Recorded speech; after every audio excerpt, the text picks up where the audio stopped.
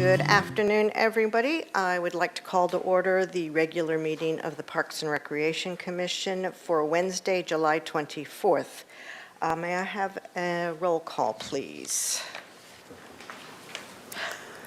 Vice Chair McGill, Here. Commissioner Aldana, Present. Commissioner Chang, Commissioner Clark, Commissioner Lesnar-Buxton, Here. Commissioner Unander-Laberge. Here. Okay, thank you. Do we have any changes to the agenda? No, we do not. Okay, thank you. And I did not see any written public comment come through my inbox. Do we have anything that, I didn't see anything. Was there any? Chair McGill and Commissioners, we actually have a written public comment that we will forward to you after this meeting. Okay, It's great. unrelated to items on this agenda, however. Okay, thank you very much. Okay, and that then takes us to public comment. Any member of the public may address the commission for up to 2 minutes on any subject within the jurisdiction of the commission that is not scheduled for a public discussion before the commission. The total amount of time for public comment will be 15 minutes. Those of you who've submitted speaker slips for agenda item 4, we'll take that when we get to that agenda item. And I don't have any slips for anything other than agenda items. Do we have anybody on Zoom? No, Vice Chair, there's no one online. Okay, thank you very much. That takes us to the Commissioner Committee assignment reports. And I will start to my, I'll start to my right for a change. Commissioner Lesnar-Buxton. Youth Council didn't meet this month. I guess they're on summer break, huh? Yeah. Commissioner Unander-Laberge. Thank you, and I'm putting together something that I was going to pass around to show you all from the Arts and Crafts Show. And I have been going there every Sunday pretty habitually for several months now, and gotten to see several of the artists and get to meet them and see what they're doing. And I'm still surprised, as though there's a significantly better turnout, that we still don't have the same kind of volume that we did pre-COVID. And I'm not really sure what happened, with the artists as far as why aren't they coming back. But I've got to meet some wonderful people, so I'm going to pass this around for show and tell. This was something that one of the artists made for me at my request. Okay, thank you. And, yeah, it's good. Okay, thank you. All right, and Commissioner Aldana. Nothing to report today. All right, Commissioner Clark. Sadly, I was out of town for the STAC meeting, but I did visit all the trees on our agenda. Okay, thanks. And Commissioner Chang. Nothing to report. Okay, thank you. And for mine, we did have a park committee meeting, I'll get this right, Park Foundation meeting last week where we discussed general business finances and processed a couple of check requests. And there was also a special meeting of the Integrated Pest Management Committee. I think that there are a number of exemption requests and then also review of the annual report, and which has some minor changes. And I would encourage anyone who wants to understand the pest control strategy in the city and how it's being actively managed to look at that annual report. It's a really good piece of work, and that committee continues to do really, really good work. We also talked about, when we talked about the golf course, we talked about compost tea, which was, my learning of the quarter from IPM. I always learn something from IPM. And I think the next time we have a substantive conversation about the golf course, that would be a good thing to include in the conversation, is composting and how that's being progressed. All right, and commission and staff communications, anything there? Chair McGill? No, we have no additional communications. Okay, thank you. And then ceremonial items, do we have anything? Director Zachary? No ceremonial items this month either. All right, it's summertime. And, all right, then that takes us to the summary of council actions, which was an information item, unless anybody has any questions. Okay. And then, which takes us to the next agenda item, which is the minutes from the June meeting, with the recommendation being that the commission waive the reading and approve the minutes of the regular meeting of June 26th, 2024. Do I have a motion? So moved. Okay, thank you. Second? I'll second. And if there's, assuming there's no discussion, we'll go ahead and take that to a vote.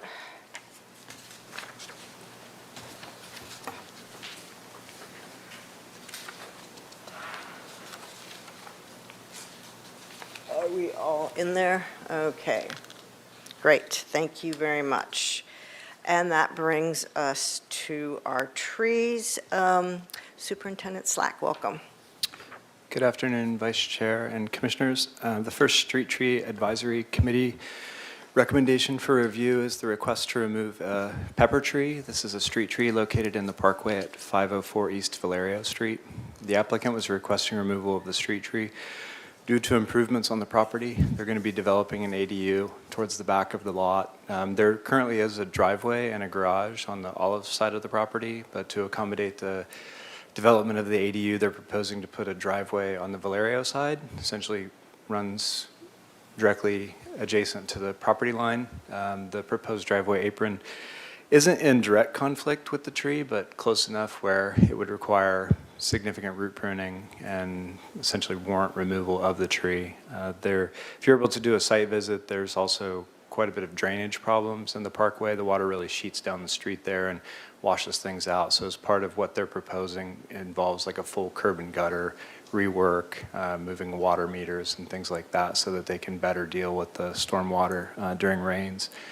The committee reviewed the application, noted the tree was in fair condition, is reasonably maintained.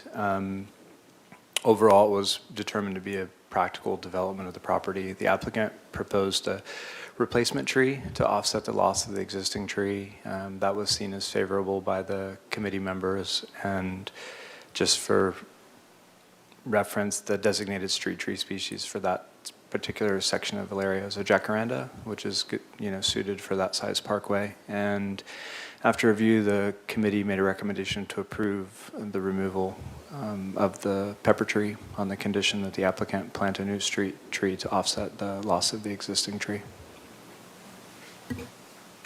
Okay, thank you very much. Does anybody have any questions for Mr. Slack? Just a quick question. I did park a little bit too close to that tree, and I was worried about taking the top of my car off as I pulled away from the curb. And I was wondering if there's anything in the municipal ordinances about, or in your street tree code about encroaching the street, like whether that makes it how as the urban forest manager, were you not able just to do this without even asking us? Because it seems like it's just not a safe place for that tree. Vice Chair McGill, Commissioner Clark, I think our current approach is to do like early training to avoid that. Nature doesn't follow all of our wishes and desires, so there's, it's hard to get the trees to always be super straight. So I think, when we look at these, it's not the ideal situation, but there's also a responsibility of the driver to, be aware of their surroundings and not run into the trees if they can avoid it. But we try really hard not to have this situation, as we plant and maintain new trees. Thank you. Any other questions? I do not have any speaker slips for this one. Do we have anybody online? Yes, Vice Chair McGill, we do have someone online. So I'll read out the blurb. Anyone who would like to speak on this item, please raise your hand in the Zoom control panel. When I call on you, please unmute yourself and then speak for a maximum of 2 minutes. And then we'll have a clock running here, so. So there are no hands raised, so I believe they're waiting for the next item. Okay, which is what I would have expected. So does anybody have any discussion or wish to make a motion? Okay, then I will make a motion that we go ahead and approve the committee recommendation that the commission approve the removal of the pepper tree at 504 East Valerio Street on the condition that the applicant plant a replacement tree capable of, I noticed there was no, as I say this, there's no condition other than just the tree itself, not a size or a canopy, or, was that the intent? Okay. That the applicant plant a replacement tree, period. I'm not, oh, okay. Commissioner Clark. I'll second. All right, we have a motion and a second. If there's no further discussion, we will have a vote.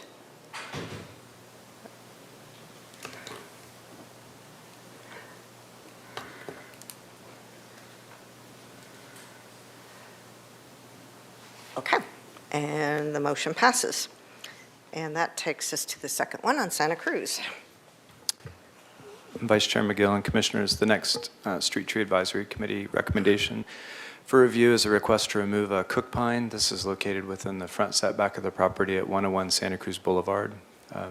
Some of you may recall this property actually came before us back in November of 2022. The applicant at that time requested the removal of a pepper tree and a Mexican fan palm on the property, and it was directly in relation to proposed improvements. At that time, the cook pine was planned to be preserved in place. Fast forward to a few years, the applicant's now requesting removal of the cook pine due to conflicts with the construction project itself. So the footprint of a seating area, essentially an extension of the actual structure, encroaches pretty significantly into the tree's root system. They had a private arborist come out, evaluate the tree. There was a supplemental arborist report provided. In the arborist report, in working with the general contractor, they came to the consensus that there would be just too many roots required for removal, thereby necessitating removal of the tree.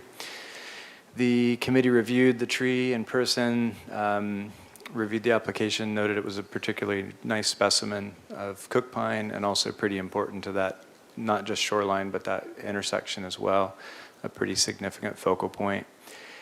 Despite the arborist report suggesting that there weren't alternative strategies to allow for construction and retention of the tree, the committee members on site kind of struggled with the concept that the tree couldn't be retained and still allow for the seating area to be built. Unfortunately, there was nobody on site to answer some of the real specific questions. So the arborist report mentioned, I forget the terminology they used, but it was essentially like a pier and grade beam type of strategy. And so what that would involve is putting like a caisson, like a concrete cylinder, like at the corners of each of the seating area, and then putting a load-bearing beam to span that distance, thereby protecting all of the roots in place and not requiring extensive root pruning. So fairly minimal root pruning. As the committee kind of worked through this, they determined that there really wasn't enough solid information that explicitly said that this wasn't an effective strategy. The arborist report, the arborist actually requested that the roots be excavated, and so we were able to get into the site, which you probably weren't if you were able to make a site visit. The photographs were really good, and that's exactly what we saw on site. So there was a ton of roots, large diameter roots that did move directly towards where the seating area and structure would be. And it did appear from the committee's perspective that with minimal root pruning, you could probably come up with an alternative strategy that would allow tree retention and still construction of the seating area. After a review, the committee recommended a denial without prejudice to allow the applicant to return with additional information to kind of answer those questions, why this pier and grade beam strategy or some alternative solution wouldn't allow for full construction of the patio and also retention of the tree. Okay, thank you. Actually, I discovered yesterday that my camera was able to kind of see through the mesh fence. I definitely couldn't peer over the fence, but I could see through it pretty well. So I was actually able to get it. We were able to get a pretty good view of it.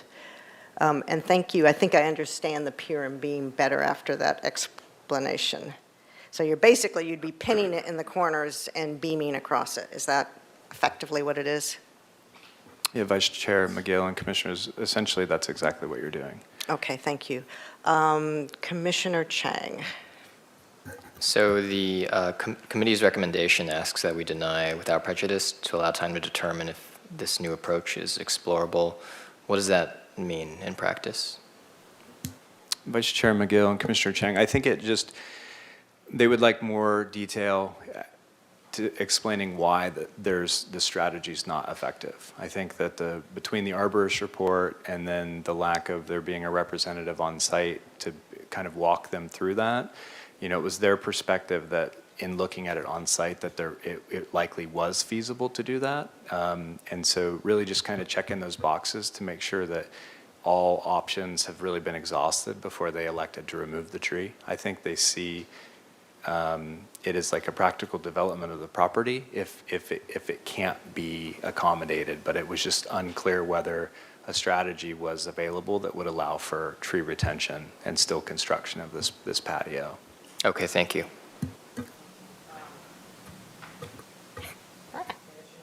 Commissioner Clark. I don't remember, but was the seating area on the original plans when the applicant came and requested the removal of the other two trees?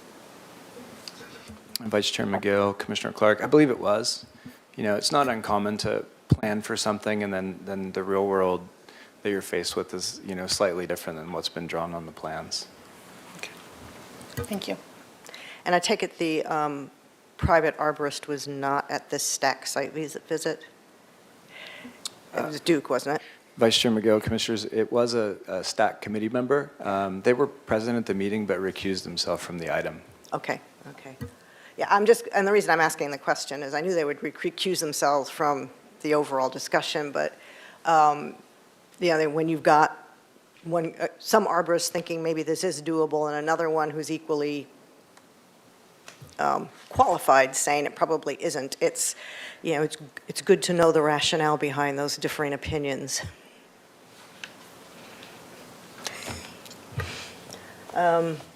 All right, if there aren't any other questions, I do not have any speaker slips for this agenda item. But we have one more, and then I'll go to you. Commissioner Unonder-LaBerge. Thank you. Just a quick question. With the patio that they're proposing, is the concern that the roots are going to disrupt the patio once it's constructed, or that regardless of what's constructed for the patio, it's going to impact the tree, which is then going to cause the tree to be compromised and eventually die off and then become a different kind of situation? Vice Chair McGill and Commissioner Unender-LaBerge, I think there was a little ambiguity, and that led to some of the reason why the committee made the recommendation they made. I think also that it's the applicant as well as her team's perspective that the construction of the patio is detrimental to the tree, and that's why they've requested the removal. So I think that it's their opinion that the construction of the seating area will cause enough damage to the root system to warrant removal of the tree, and that's why they've requested removal at this time. I mean, effectively, as I understood it, it's the request for removal is because they feel extensive root pruning would be necessary versus the pier and beam, as you describe it, where it wouldn't be. And is that effectively the difference? Chair McGill, Commissioners, I believe that's accurate. Okay, thank you. Commissioner Clark. So I looked at the tree from Santa Cruz Boulevard, not from the Main Street, and I wasn't able to see the posting on the tree. Is the tree posted, was it posted somewhere where neighbors could see it as they walk by and had an opportunity to come speak or write a letter to you about it? Because I talked to a couple people in the neighborhood while I was looking at it, and they weren't aware that this was an issue. Vice Chair McGill, Commissioner Clark, yeah, it was posted, but our posting's quite small on paper and they can disappear, you know. I think it's always a challenge for us when we're posting in advance of the commission meeting. I guess my question was it on the tree inside the fence, or was it Yeah. outside the fence? We try to put it as visible as possible, but it's not an ideal situation. The ordinance doesn't really require posting in advance. It's really posting prior to issuance of a permit. So we do the best that we can, I think, to try to loop in everybody as to what's going on with the applications. Yeah. Yeah. Okay, so okay, Commissioner Aldana, and then we're going to go to public comment. So with that said about the, the posting, should it be on the fence?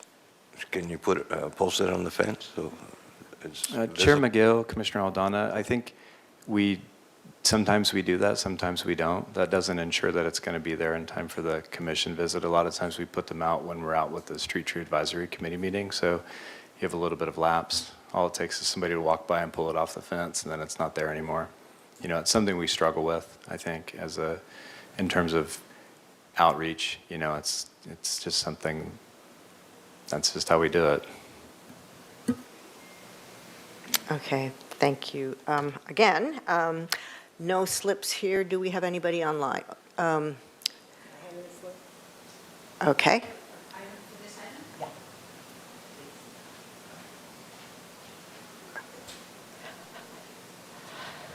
Okay, let me, give me 2 seconds here to see what, thank you.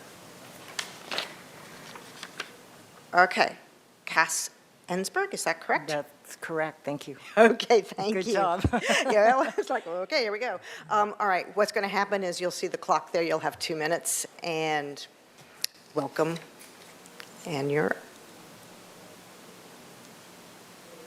on. Thank you.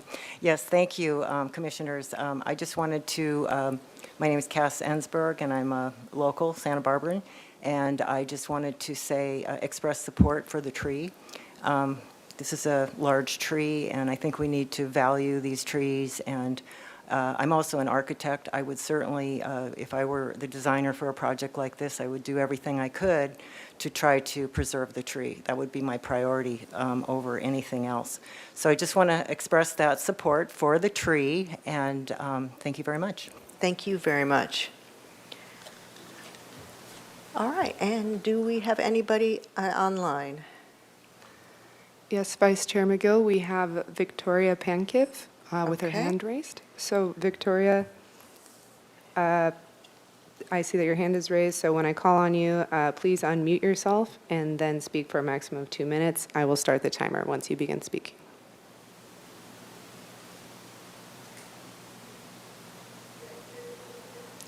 Hello? Hello? Yes, we can hear you. Hello, everybody. Thank you so much for giving me opportunity to talk. I am an owner of the 101 Santa Cruz, and I just wanted you to hear me what I have to say.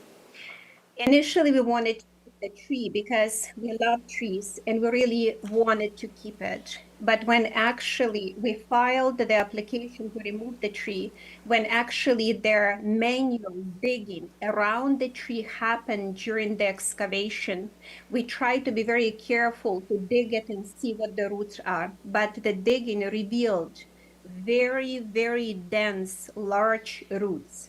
When they saw those large, dense roots, they said, okay, let's try to put beams and let's try to prune those roots.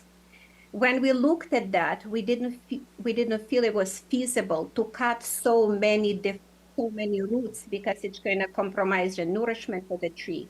We asked the certified arborist, Mr. McPherson, and an engineer, soil and engineer, Mr. Hiscoat, to assess and give their expert advice. Both of them wrote a letter suggesting to remove the tree with regard to the tree benefit to be removed because it can't withhold all this pruning and damage.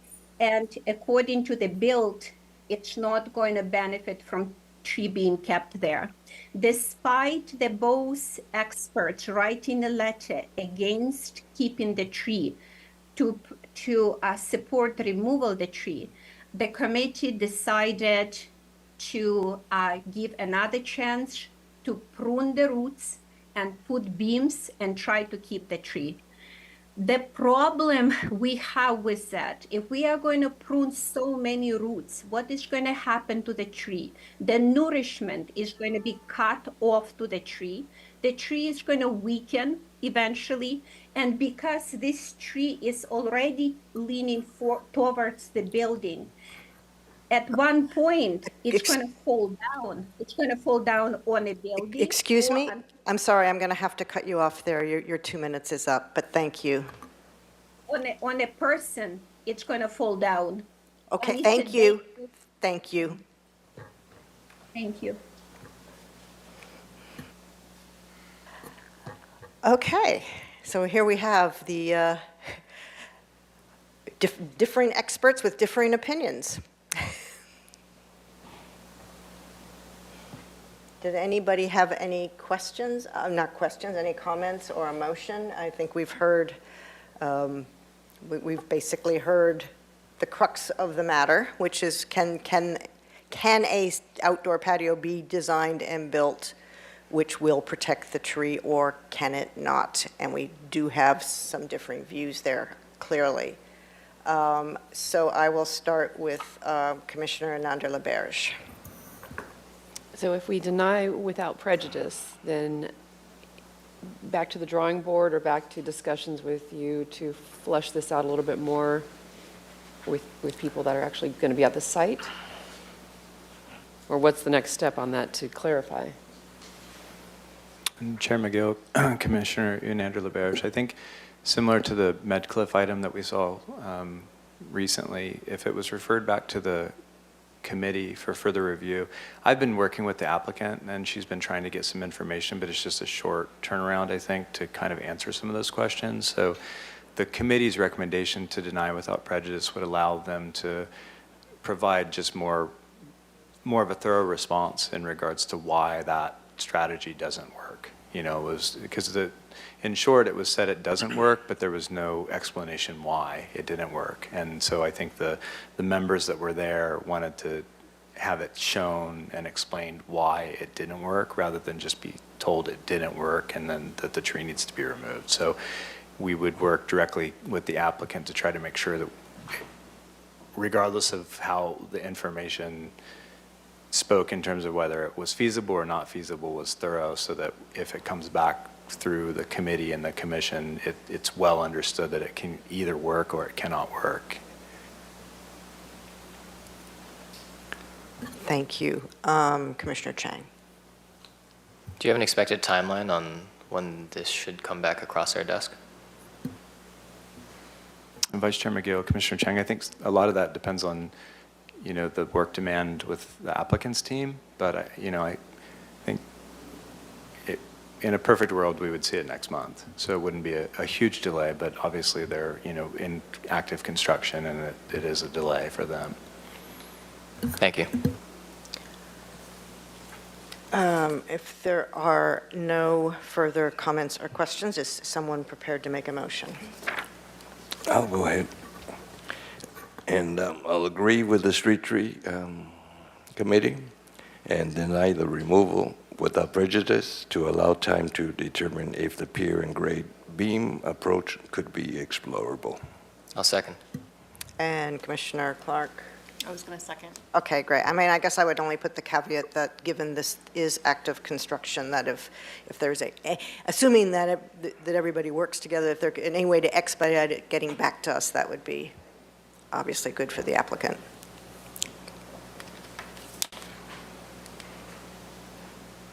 Go fast. Okay, so we have a motion, we have a second? No further discussion? Ready for a vote? Oh, yeah, sorry. Ready for a vote. You weren't reading my mind.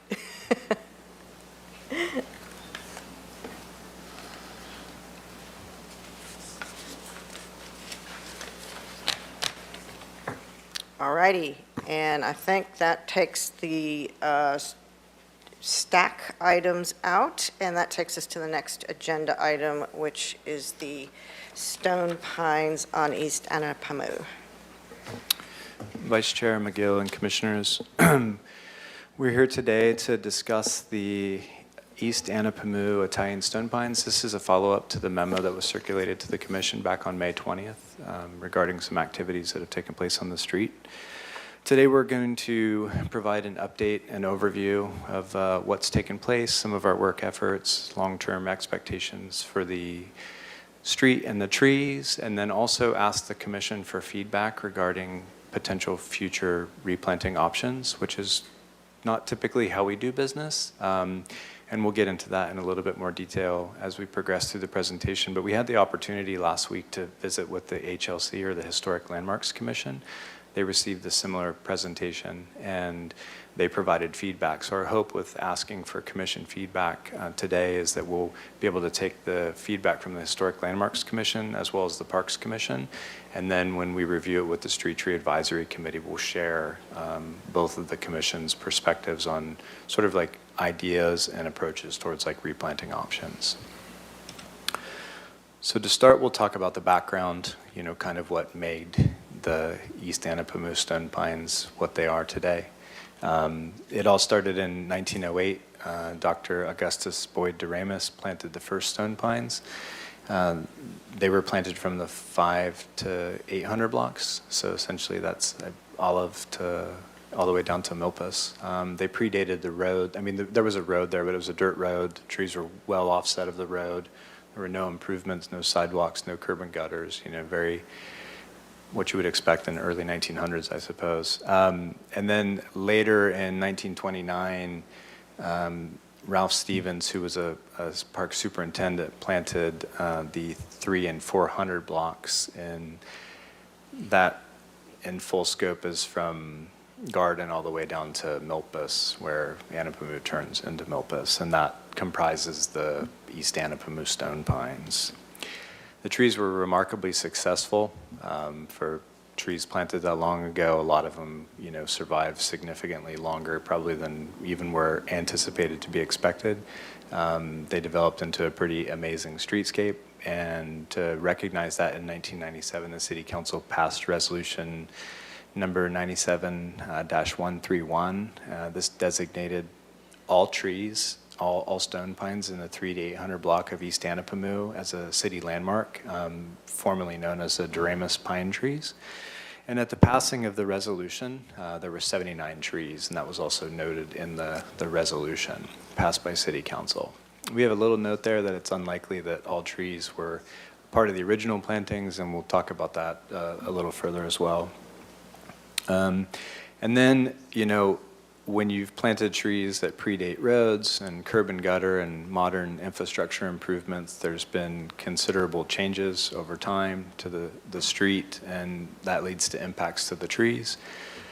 The road becomes paved, the curb and gutters went in. I think the first curb and gutters went in 1921, if I'm not mistaken, and then sidewalks kind of slowly worked their way in, and then parking and the road expansion and water meters and gas meters and overhead utility lines and all these modern sort of amenities that make life pleasant for us adversely impact the trees, obviously, and we talk about that a lot at the commission level, so I don't think I need to get into great detail about infrastructure conflicts with the group, but you know, even in the photograph here, this is part of the 400 block, so we would say that this was original planting probably of Ralph Stevens' time with the city.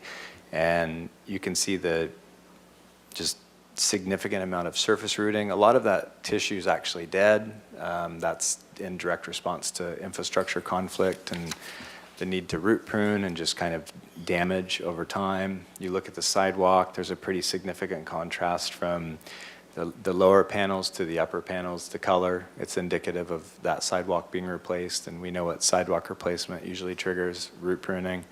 Not good for trees. So there's been lots of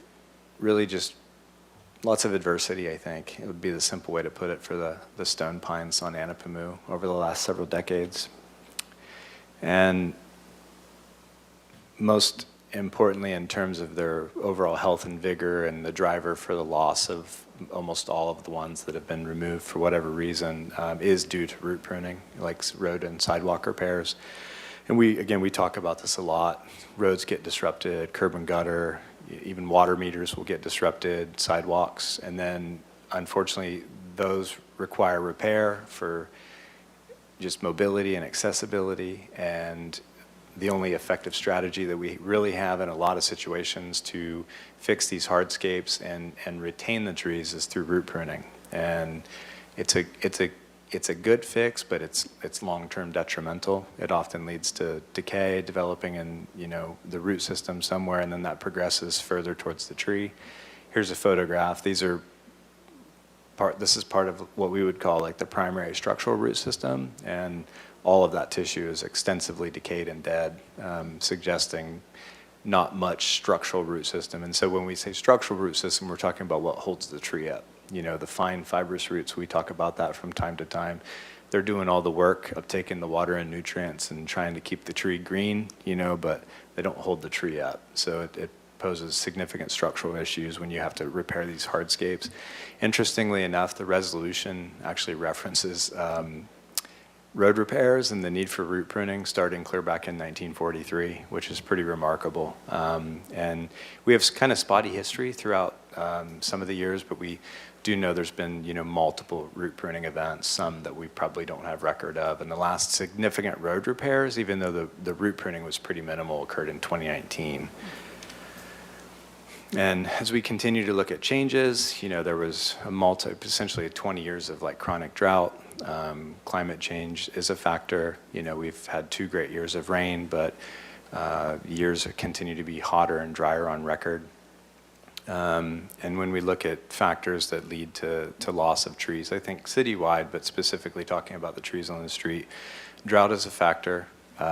Root pruning is the primary factor. That's why we've highlighted it in bold. Inclement weather, there have been tree failures on Anapamu, as there are in other parts of town when we have, big wind and or rainstorms. And then other biotic and abiotic factors. This picture here is showing this tree didn't fail.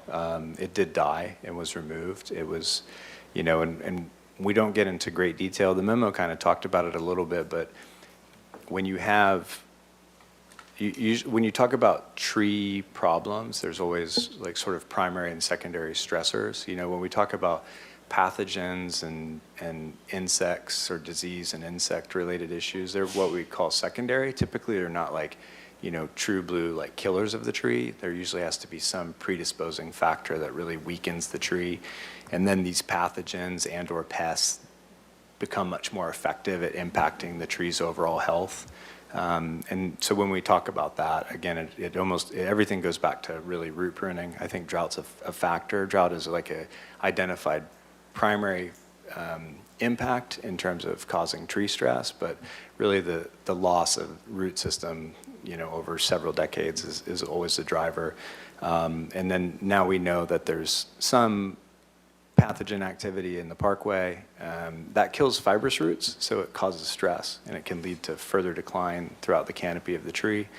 And then there's a pathogen as well that's also causing some minor stress in the tree. And typically, even the stone pines can deal with these pests and pathogens, but when they sort of the scale tips and they're in a such state of stress, these pests and pathogens start to get, they start to just be more effective in terms of lowering vigor and increasing mortality. We took some photographs. We shared the same photographs with the Historic Landmarks Commission. This is kind of just showing some of the existing conditions on the street. The photo on the left shows part of the primary root system. That was all cut years and years ago to put a driveway in, probably many, many decades ago, but just a really wildly bad thing to do to a tree, to cut roots that close to it. And it's probably happened several times. Judging by the age of the concrete of the driveway, it's safe to assume that's been probably repaired multiple times over the course of the tree's life. And then most of that root system also is dead, suggesting that the structural root system is just not functional. We highlighted the asphalt curbs in 2019 when they did road repairs to try to minimize impacts as much as we could, rather than putting traditional curb and gutters back in, which are very deep and always cause disruption to the root system. We used an asphalt curb, which was just laid on top of the roadway. So it helped to minimize root pruning, but most of I think the damage has really been done at that point. But it's just an attempt to try to come up with creative problem solving to just try to minimize impacts to trees. We talk about shortening sidewalks and bulbing curbs and things like that out, often, and those are also effective strategies. In the middle photograph, this is a small tree. That's where we talked about the reality that probably a lot of the trees in the initial resolution weren't part of the historic designation, despite being stone pines. This is a pretty small tree. It's already caused sidewalk disruption. We've tried to pinch the sidewalk as much as we can to minimize impacts to its root system, but you can see that nice white sidewalk indicating that the tree, even though relatively small, has already caused disruption, and we've had to do root pruning.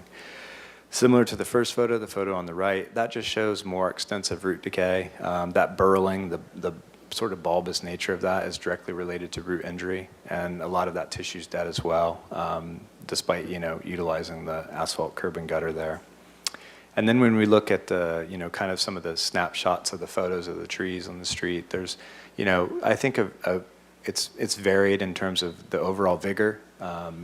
Some of the big ones look pretty good still. Some of them definitely are showing like stress throughout the canopy, and then some of the smaller ones look like pretty healthy, happy little stone pines. So the photo on the left, these are both actually the small tree on the left of the big one is the photo of the right too. So they're kind of right beside each other, and it's illustrative of these are in the 400 block. So the big one, I think it's safe to estimate that was probably part of the original planting in 1929. That tree's in fair shape. There's some subtle decline in the canopy, but it's been root pruned less. The sidewalk's much older than a lot of the trees. We didn't really see a lot of root injury. There wasn't a lot of decay at the base of the tree. And then the one on the right is clearly not 100 years old, but is pretty happy and healthy in its location. And the sidewalk hasn't been replaced in quite some time. The gentle meandering, that very little subtle sweep that's kind of visible in the photo does suggest that it's probably been replaced at some time, but it's been a good fix and hasn't required repair for several years. And when we kind of move to 2024 and we look at and continue to talk about changes in tree population over time, since the passing of the resolution in '97, we know that there's been at least 23 trees removed from within the 300 to 800 blocks of the Doramus pine trees. At the beginning of 2024, there were 56 stone pines left on those streets. As part of the assessment that we'll talk about in just a couple of slides, we looked at the overall tree size and like the diameter, just how big the trees were in comparison to a lot of the other ones. And after looking at that information, we estimate that probably 33 of the 56 were replacements over some period of time over the last several decades. And then in short, after the work that we highlighted as part of the memo, there will be 46 total stone pines left on the street. Of those trees, we anticipate 8 of those are associated with original plantings from Dr. Doramus. So those trees would be in the 500, 600, 700, 800 blocks, and then 15 remaining for dated back to the planting of Superintendent Stevens. This is just a map kind of highlighting the staff's estimated differences. The purple trees we estimate are the original Doramus plantings. The white ones are replacement trees, and then the blue ones are the trees estimated to be planted by Superintendent Stevens. And so going back a few months, during the last significant rainstorm we had on March 29th and March 30th, we lost 2 trees in 2 days, one in the 400 block and one in the 500 block. Total tree failures, they both failed towards the street. There were multiple cars impacted, but fortunately no structures and no personal injuries as a result of the failures. When we looked at the tree failures as staff was responding to and cleaning up the failed trees, there was a really common, consistent theme, and that was like extensive decay in the root plate and also a general lack of any roots at all on the sidewalk side. And as a result of those failures, staff did a formal tree risk assessment. We followed the International Society of Arboriculture's methodology for tree risk assessment and did in most cases, what we would call a level 2 inspection, which is pretty thorough, and in some cases we dug around the base of the trees or did sounding to kind of like further analyze the level of decay present within the trees. And we did that for all trees on the street, even the little ones. As part of that assessment, we lost those 2 trees due to storm damage. 3 additional trees were found to be in essentially like an imminent state of failure. There was heaving, shifting, soil cracking, indicative of like active movement of those trees. Those trees were removed. And then in addition to those 5 trees, staff identified an additional 5 trees that had essentially just extensive decay in the primary root system to the point where they also were identified for removal. And so part of the risk assessment process is identifying risk and impacts and things like that, but then you take that further and you look at mitigation strategies. You know, what, if anything, can you do that would allow that tree part or tree to not fail, or at least to lower the risk to a more favorable level? In the case of the 5 trees that we identified for removal, there were no effective strategies that allowed for a lowering of the risk rating.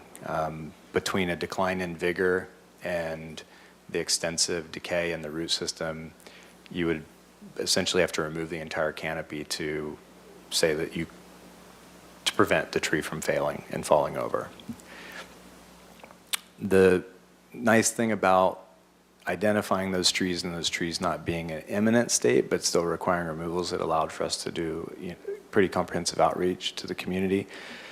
We, in addition to sending memos to City Council, Historic Landmarks Commission, Parks and Recreation Commission, and also the Street Tree Advisory Committee, we issued a media release. We sent letters to residents on Anapamu. We put signs out on the street with a QR code that went to a project webpage that was built out that had additional information, all pertinent to the project. And we hit social media posts, and also it was picked up by the local news stations and aired on the news. We briefly wanted to talk about municipal codes, knowing that you know this stuff pretty well, but still just kind of highlighting the sections as it relates to actions and authorities pertaining to street trees, as well as setback and historic trees. Santa Barbara Municipal Code 15.20, the tree planting and maintenance, the street tree ordinance we refer to it as, that's what governs all street tree activity. The other municipal code that regulates trees in the city of Santa Barbara is 15.24. That's commonly referred to as a tree preservation ordinance. That, as you know, regulates setback trees, which we look at often, parking lot trees, trees in historic district, trees on approved landscape plans, and historic and/or specimen trees. So when we talk about authority in terms of acting on tree removal, within the street tree ordinance, Section 15.20.050 grants the Parks and Recreation Director authority to remove trees from within the public right-of-way. That essentially is only exercised when it's a safety risk. If the tree's dead or hazardous, then the department has the ability to remove those trees, and that's the action that was taken with the stone pines. As we just saw with the item for 504 East Valerio, if the tree's not a safety issue or dead, then it's routed for review by the Parks Commission. And then also within the private tree ordinance, there's section 15.24.030 that allows for the removal of a regulated tree under that section of the municipal code. So within the tree preservation ordinance, there exists a few limited exemptions where if, say, example, a tree is dead in the front setback and the property owner or representative from the property reaches out to our department and says, hey, I have a dead tree at 123 Main Street in my front yard, we'll go out, do a quick inspection. If we verify that, we send the property owner notice that it's exempt from the permitting process and keep that on file. And there's a few other limited ones. It's disease, and if the tree's too small, then it's not regulated. If it's under 4 inches in diameter, and then also if the fire department requires its removal, that actually satisfies an exemption. And then when we look at the difference between historic trees or trees in historic districts, there's a unique difference there. So these are both within the tree preservation ordinance, section 15.24.055. Historic or specimen tree removal is reviewed by the Parks and Recreation Commission. So say, for example, rather than on Valerio, somebody was building an ADU on Anapamu, and they wanted to put a new driveway in, and that driveway was going right where a stone pine was. If that stone pine was healthy and not dead or hazardous, the applicant would have to file an application with the Parks and Recreation Department, and it would get reviewed by the Street Tree Advisory Committee and the Parks and Recreation Commission.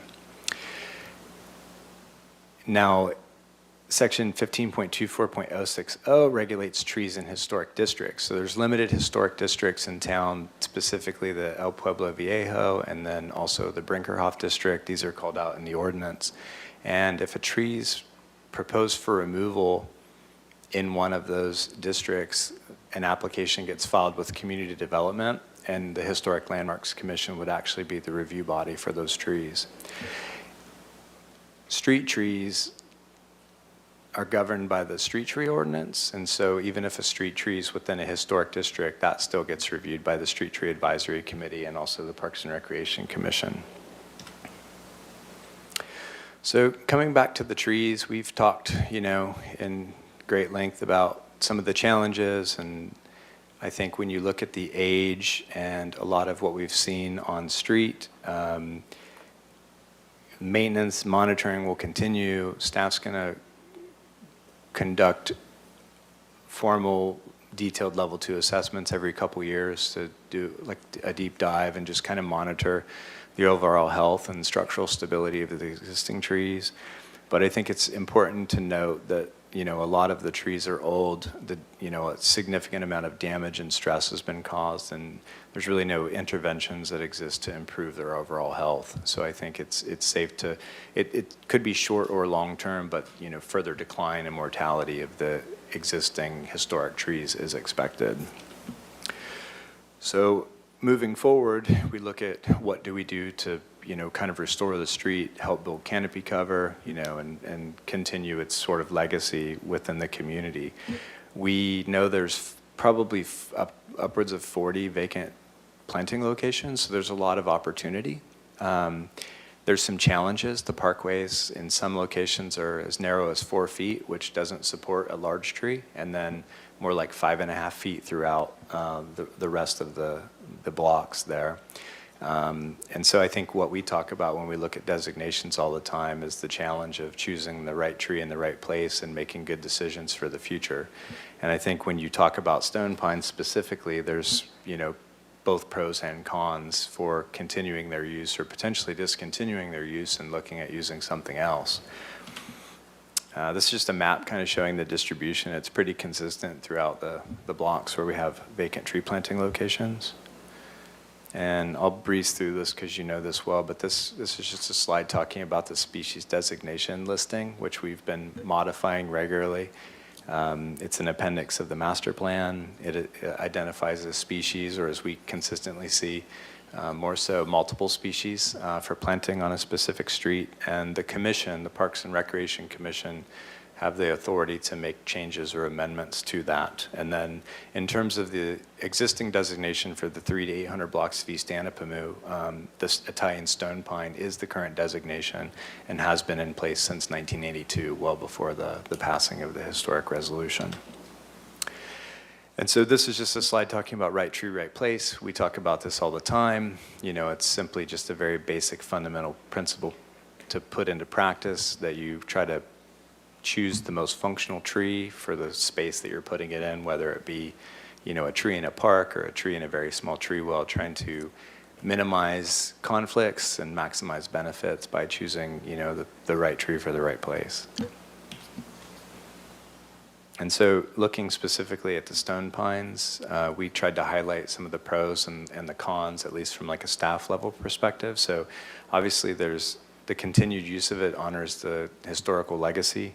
There's preservation of the neighborhood aesthetic, the strong, rhythm of the street. That aesthetic is part of, I think, what is super powerful and part of the reason why it's such a special street for, the residents of Santa Barbara.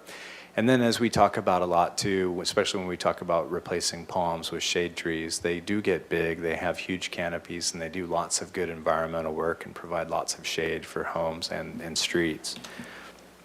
I think some of the challenges, if you walk the street, it's pretty easy to see that they can grow to a size that doesn't really fit the parkway.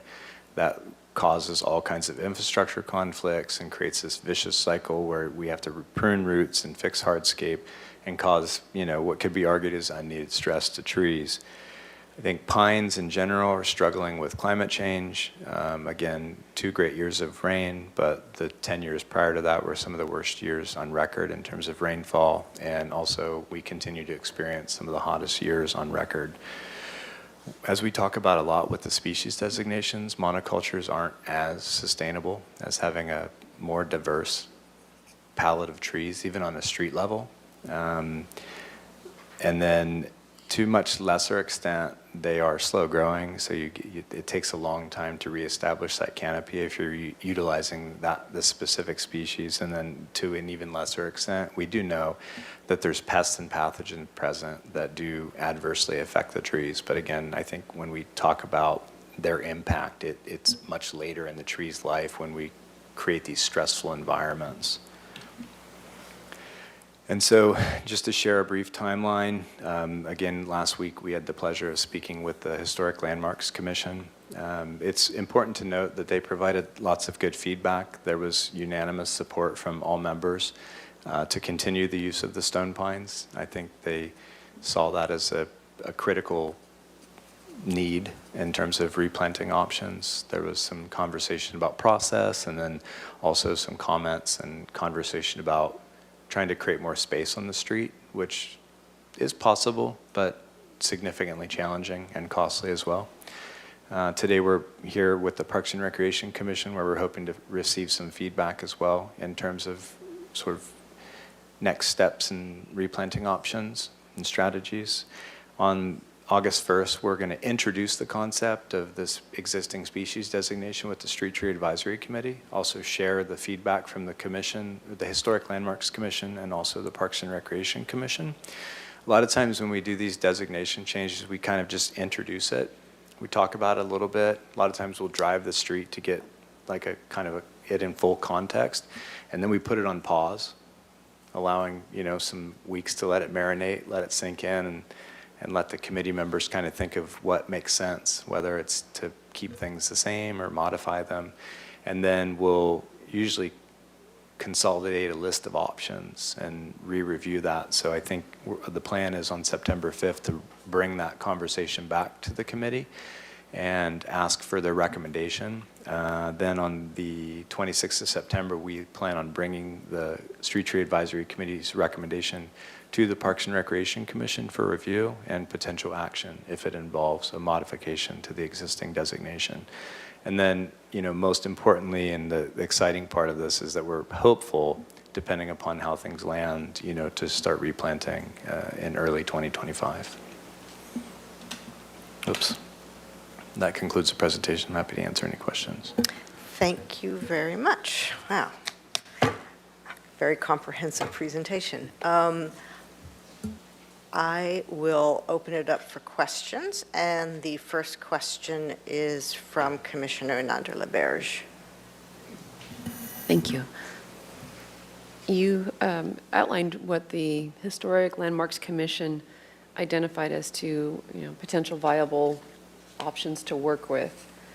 With the city work to enlarge the tree wells to create better conditions, which would eliminate some parking spaces potentially, and that the city council consider an ordinance to change or modify the Municipal Code 1524.060, such that removal would require review by Historic Landmarks Commission. Where do you weigh in on those?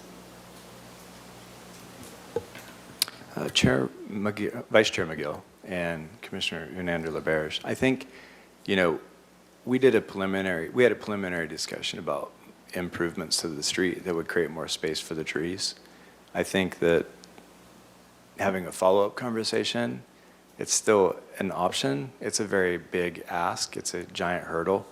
And there's a lot of unknowns. I think that, so apparently when you look at these modifications that have happened, and so like there's been reference to the bike improvements, which we've actually reviewed, both the west side and east side Paseos project, because it involves, street tree removals and limited capacity.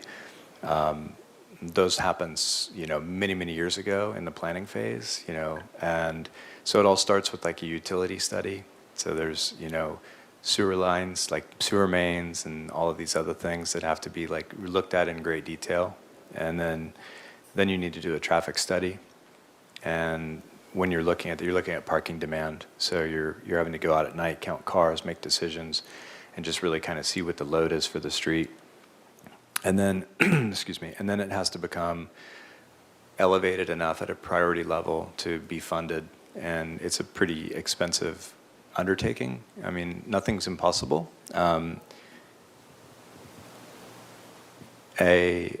For example, intersection improvement, which would be, in our eyes, low-hanging fruit because it's typically red curb, so you're not even impacting parking, could be as much as $50,000 just one site, just given the challenges of modern construction costs. So, four parkway improvement, say at the corner of Anapamoon and Olive could be, $100,000 or $200,000. I'm sorry.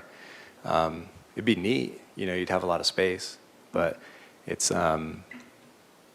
it would have to be a community priority, I think, for all of that work to happen, and it would take it'd be a multi-year effort. I think the fastest time frame that you could expect is probably 3 to 4 years before you'd be ready to even talk about construction. And those are just like realities from what I've had answered in terms of conversations with Public Works. I think as nice as a lot of literature suggests that stone pine can be functional in a 4 to 6 foot parkway. I think that we have examples where that probably isn't really actually a realistic case. You plant them in those parkways, you know that it's going to cause disruption.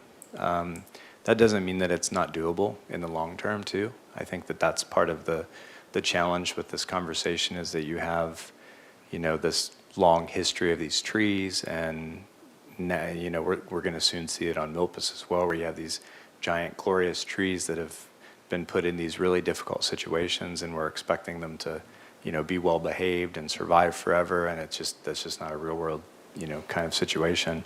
And then the code changes, I can't weigh in on that too much. I know historically that I don't know that there's ever been a historic or specimen tree applied for removal. In the case of what our department taking action on these historic trees, the trees have been dead and or declared a safety issue, thereby not requiring review. Not to say that it couldn't happen, but it happens in such limited instances that it may not warrant, comprehensive code revisions. But I just, in terms of trying to answer that question for you. Okay, thank you. Vice Chair McGill and Commissioner Hernandez-Laberge, if I could just maybe add a little bit to Mr. Slack's comments. Section 15.24 of the municipal code relates to setback trees, trees on an approved landscape plan, parking lot trees, right? Not city street trees. And so when it comes to looking at historic trees and trees on a lot, and it's on a property within, so a private landowner's property within that district, it is something that's processed through the Community Development Department. When it's a street tree, it's processed through the Parks and Recreation Department. And as Mr. Slack said, applications as the commission is very well aware, range the gamut of reasons why someone might want to either remove a tree on their own property or have a city tree or remove a city tree. And there are very specific conditions under which that is considered by both STAC and the commission. When it comes to safety, which is the topic for what we've had to do recently, that continues to lie with the Parks and Recreation Director. I think I would add some of the comments from the Historic Landmarks Commission is that really centered around getting clarity on when they have authority and when they don't, and should we be looking at massaging that a little bit, which may be a topic that we do bring back to both boards at some point in the future, because there is interest in sort of taking a look at this. We do need to look at how many trees there are that are designated historic or specimen. There are actually not that many in the city, and what would trigger review of any one of those trees, which would help probably illustrate the discussion versus sort of talking generally or spatially. But in the case of a healthy tree, it would require review, because we would not, as a department, approve either a healthy street tree being removed or a healthy setback tree being removed without going through that review process. Hopefully that makes a little bit of sense, but really almost like we need to show examples and actually walk through an exercise to be able to really understand what could or should happen. I don't have the actual dates, but we have had healthy stone pines come before this commission with a request to removal, and they have been denied in the past. It's been some time since that happened. I do also remember, and I am not the right person to speak to this, that there have been historic designated trees on private lots that have been reviewed by the HLC. I don't recall the action, but I remember it happening, and it did go through landmarks as part of, and it was part of a larger project related to a property. So hopefully that helps a little bit more. And ultimately, it would be, having to go through a public process if we were to make any changes to the municipal code. Okay, thank you, Director Zachary. Commissioner Clark. I was wondering, Mr. Slack, if, do other cities, I've asked this question myself before, I've never asked you, do other cities have designated street trees? And if so, do you see a trend in changing designations in accordance with climate change nationwide? Vice Chair McGill, Commissioner Clark, I think it varies from community to community how detailed of a level they have. Some communities will have like an approved tree list, where it's just a sort of narrow list of trees that could be planted anywhere, like as far as street trees. And then other communities like Santa Barbara and I believe Pasadena has a very detailed, very thorough approach to where trees are planted on a given street. I think the short answer is the conversation within the urban forestry community for several years now has been having to make better, more informed decisions about the future. The trees that were used, 50, 60 years ago, a lot of those aren't the best selections for use now. So I think kind of comprehensively, for the most part, throughout the communities in Southern California, there's motivation and it's being implemented that there are thoughtful decisions being made about the changing climate and utilization of lower water use trees and things of that nature. Thank you. Commissioner Chang. What qualifies as a historic tree?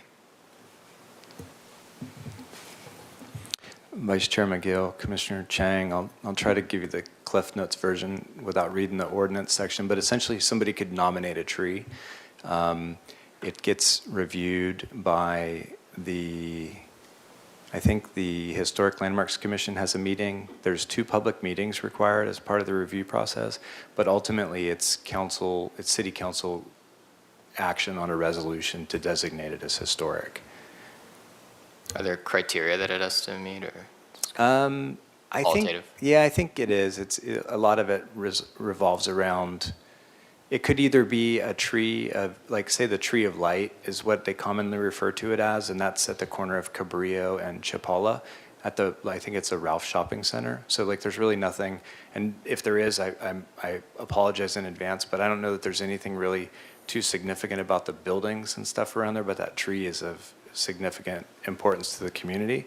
Whereas there could be an instance where a tree is maybe not the most spectacular, but in its presence and the way it participates with the structure could be determined historic as well, to your qualitative point, I think. So I think it can kind of be different reasons in regards to why a tree is designated historic.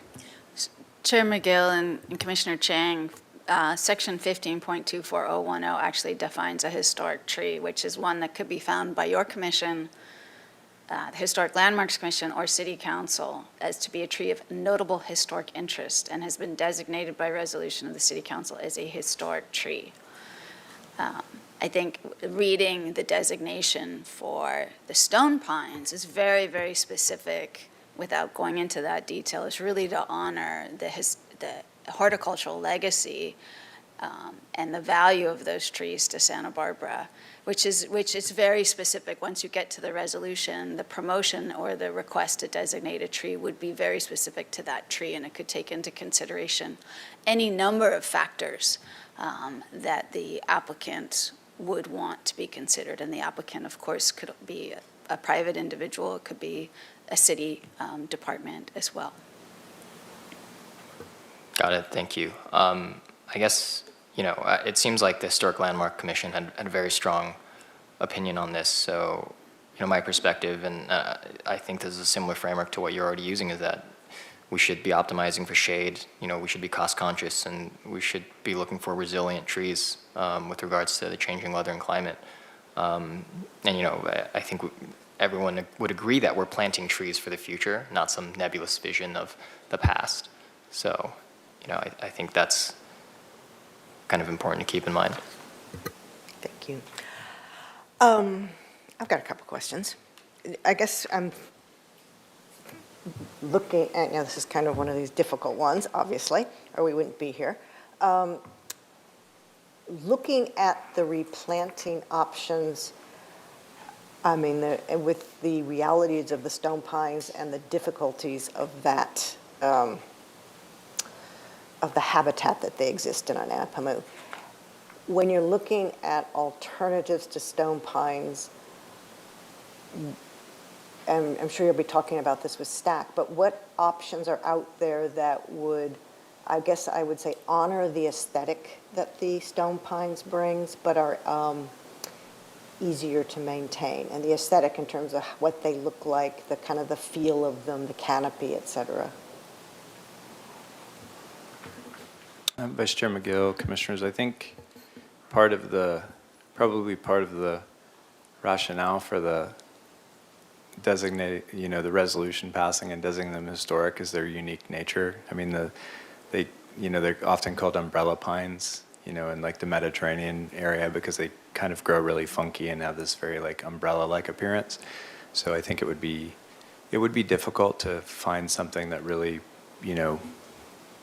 gelled well with the aesthetic that the stone pine produces. When you think of conifers, they typically have more of a uniformed upright habit, strong central stem, whereas these are much more peculiar and don't have that defined central stem. And so I think it would be difficult. And I think it's safe to say that anything different would be a deviation from, the way it currently looks. From the aesthetic, yeah. In terms of the ones that are succeeding, this is come as a kind of a dumb question, but why are they succeeding? Is it unique to the location? Is it just that they're smaller and straighter? And can that be replicated? Vice Chair McGill and Commissioners, I think that when you look at younger trees, they're almost always more successful. And I think that it would be, we're not saying that you couldn't plant a stone pine in the 5.5-foot parkway and it could be, pretty functional for some number of years.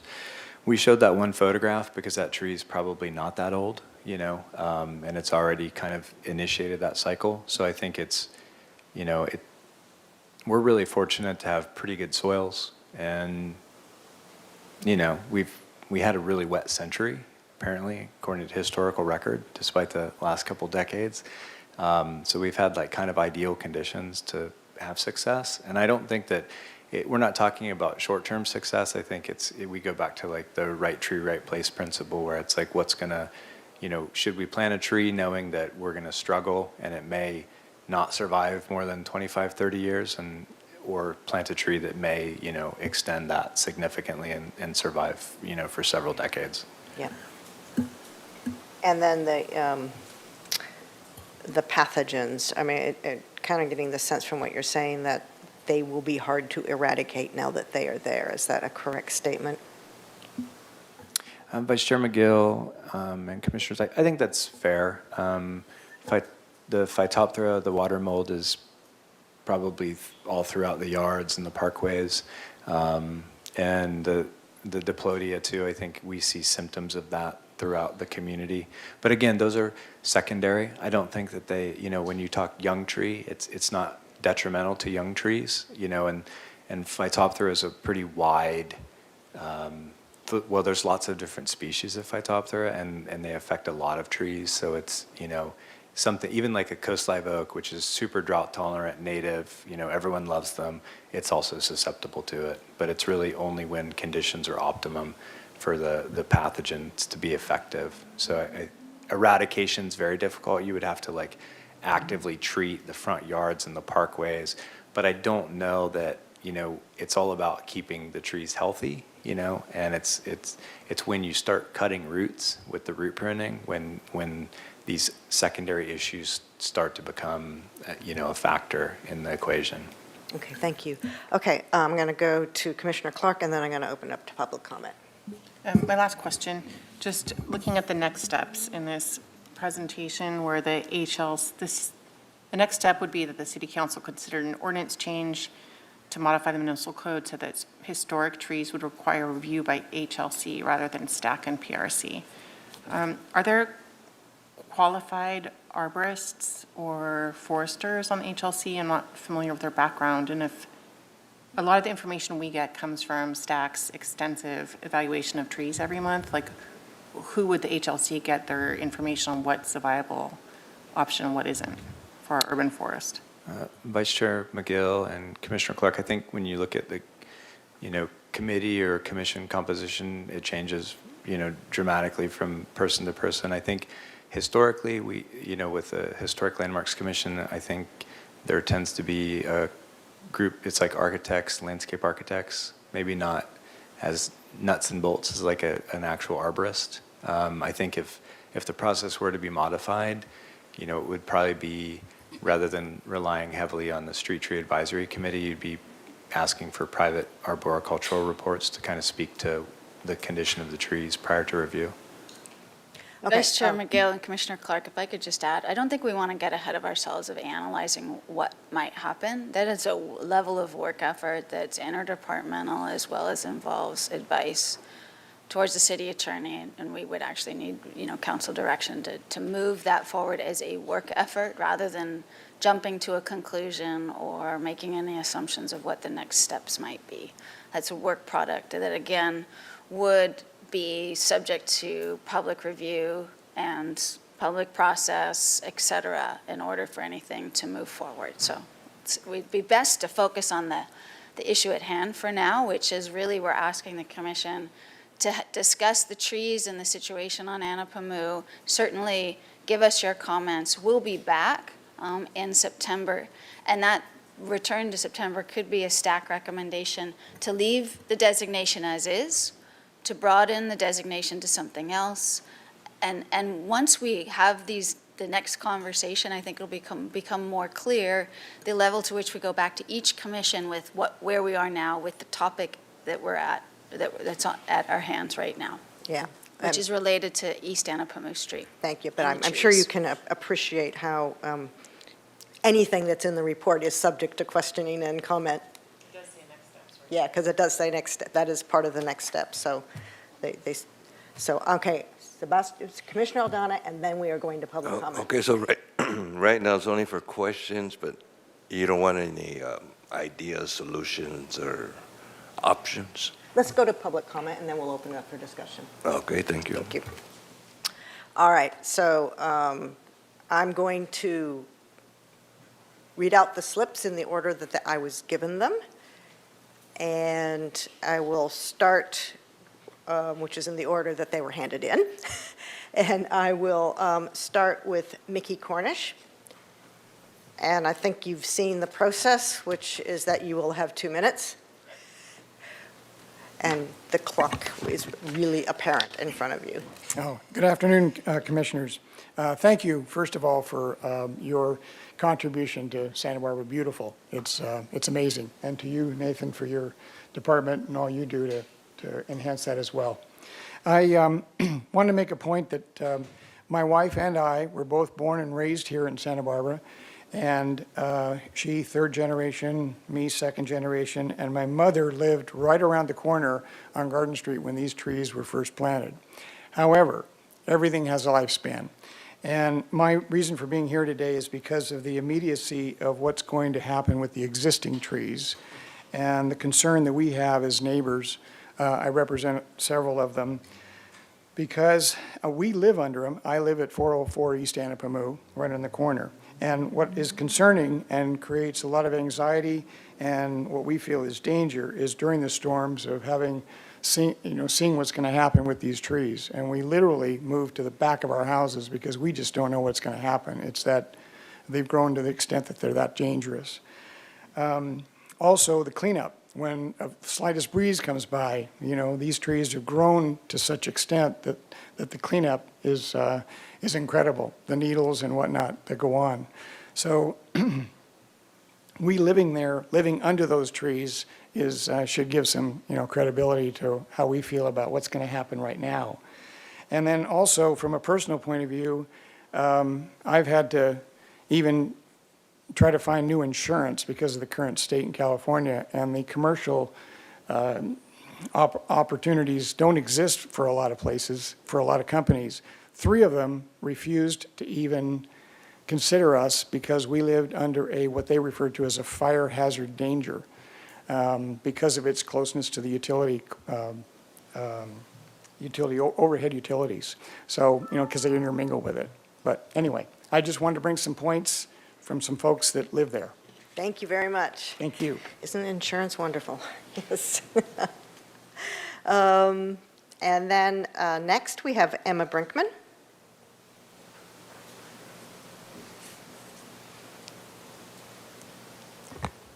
Good afternoon, Commissioners. To Vice Chair McGill's questioning regarding the Phytophthora infection in the stand, we did an independent study. A friend of ours did, he's a entomologist, PhD, and I had him look at some of the results of the work that Nathan shared with me that the city did. But anyways, there is an effective fungicide called Rimadyl that can be used in urban setting. And also for Diplodia, which is the other fungus, which is more in the canopy, that can also be mitigated with some pruning. So don't let that dissuade you. There are certain remedies. Anyway, so last week the Historic Landmarks Commission, as you know, unanimously supported the stone pines on Anapamu. In 2013, over 10 years ago, Historic Landmarks Commission expressed alarm over the condition of the Doremus stone pine landmark. Commissioner Murray at that time called it a disaster. Unbelievably, in the following 10 years, as we lost more pines, the Parks Department did very little to restore the landmark. Replacements in the last 10 years were not planted, even though they were called out in the resolution. Risk assessments were not performed. Pathology and soils reports were not conducted. Not until this year, 2024, did the Parks Department initiate risk assessments, pathology, and soil studies. The Historic Landmarks Commission discussed enlarging the parkway to alleviate the need for root pruning. Numerous streets in Santa Barbara have been modified to make room for bike lanes. So why not make room for an iconic and beloved landmark? Thank you. Thank you. Thank you. All right, and next we have Sherry Ray.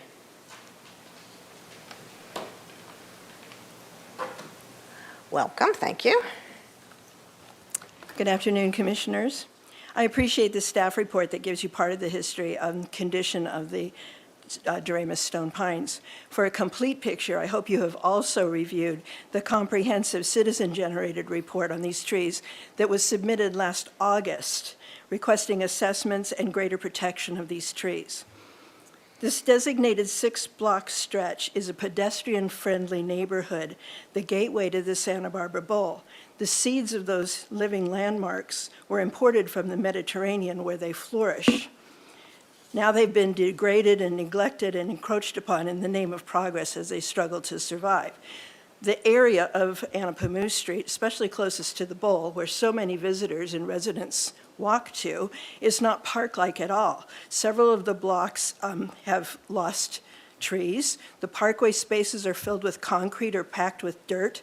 A long-dead Italian stone pine stump has a utility guy wire drilled into it. A hitching post is enveloped by overgrown stone pine roots. And many of the ferns that thrived in individuals' neighborhoods are now withered away with the loss of the stone pine this summer. There are 8 actual designated historic landmark trees or stands in our city, including the Morton Bay fig tree by the train station and Cottage Hospital, and even a tree at Smart and Final. There's a beautiful eucalyptus there.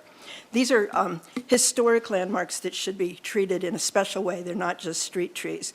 And I just question whether this commission has the authority to overturn the 1997 process and the City Council's resolution. I think that our park system can do much better coordinating with historians, public works, to develop best practices, and I would suggest that you take a look at the accommodations that have been made on nearby Quarantina Street of the Italian stone pines that are there. Thank you. Thank you very much. And we now have Moni DeWitt. Am I pronouncing that right?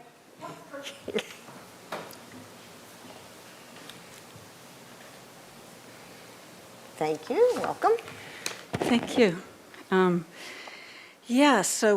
do live in the neighborhood. It's also part of a bungalow neighborhood since I've moved in there. We care a lot about it and also care about the trees. I would, however, say that the outreach didn't really meet the standard because nobody in the bungalow haven knew about it, and we are the kind of group that's out on the lookout for something like that is important to us. So I think in the area of outreach, I would like to say that we didn't feel there was much interest in our input. And I have to also add that I do think there are some creative solutions if we were only given the opportunity to discuss it in a way where maybe we felt valued. So I'm very familiar with Quarantina. I'm a local photographer. I go by there on runs regularly, and there they have bricks that are interwoven like a herringbone style.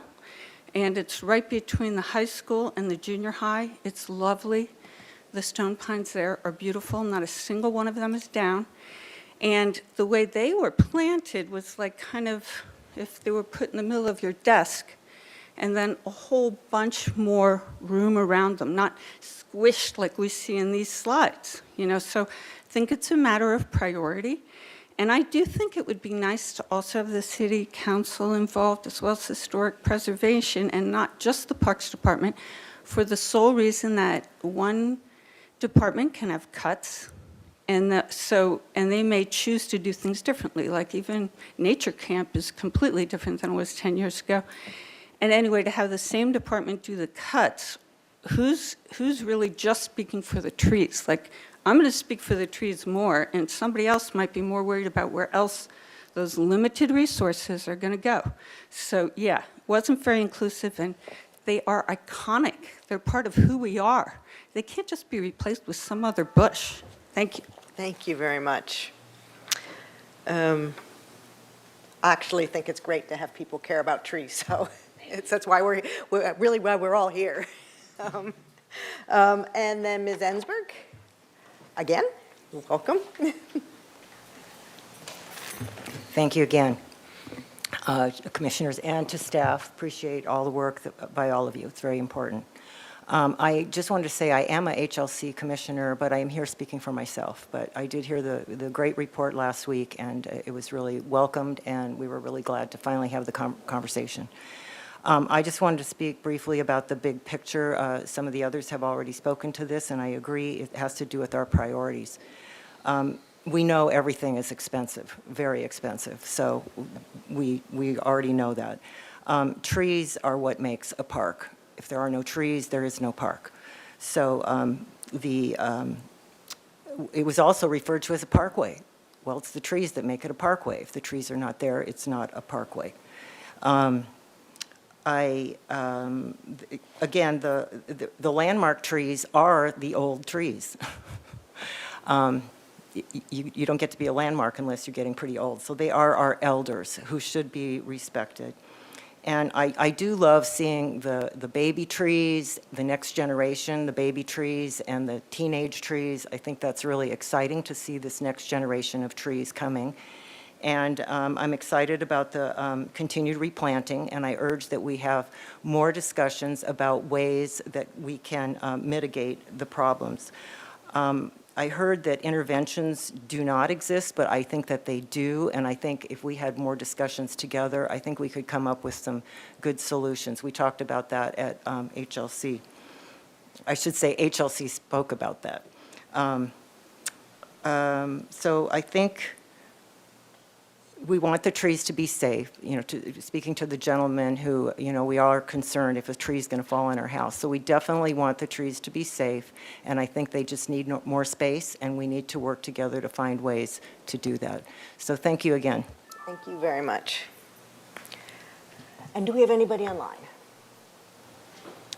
No, Vice Chair McGill, we do not have anyone online. Okay, thank you very much. And I just want, just based on some of the comments, just kind of for clarity, my understanding is that we're not having a conversation here about removing healthy trees, whether they are old or young. The removals are actually unhealthy, unsafe trees. Is that correct? And there would not be a proactive removal of a healthy, active tree. Is that a correct statement? And Vice Chair McGill and Commissioners, that's correct. Thank you. Yeah. So it is within the authority of the Park Department, not even to the Commission, for an unsafe tree removal, and then what's before discussion then is replantings. And that is correct? Okay. And then, so we've been through comment. I'm going to start with Commissioner Aldana because I didn't let you go last time. Okay, if it's okay to give some suggestions. Mm-hmm. Yeah. And is it okay to ask, was it Mickey Cornish? Were you for the tree? I mean, for it or against the? Well, I mean, is it okay to ask or no? as it's just been stated and agreeing with Nathan, I'm for keeping the healthy. Oh, okay. Got it. Okay. Got it. Keep the ones that aren't. And if we could just keep it within the Commission now, that would be Okay. great. Yeah, unless there's Okay. a specific, yeah. Well, as far as the residents, HLC, and they want to continue the stone pine, there's where I would like to throw a few suggestions. And I would like to start from the top, which is the utility lines. It's 6 blocks. Find a way for them to go underground. I do remember right about the Thomas fire time, it was about $250,000 a block. So even if it was double now, that'd be $500,000 a block. So for those 6 blocks, that'd be $3 million. And a solution to get the $3 million is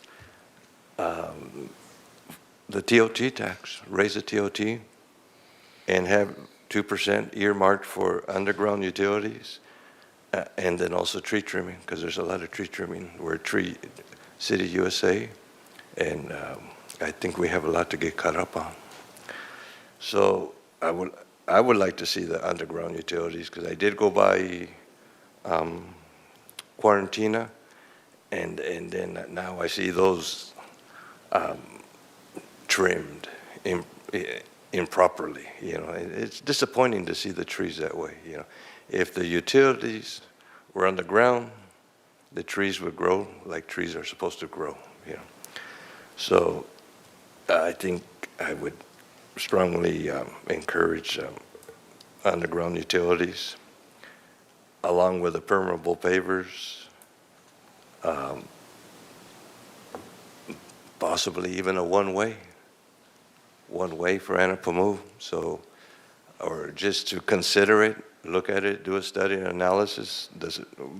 Talk to the residents first, and then if you had a one-way with one lane, that would give the trees more room to grow, the roots, and then retain the parking or bike lane, whatever you have, and along with root barriers. So then the roots for them to go down rather than, or try to, you know.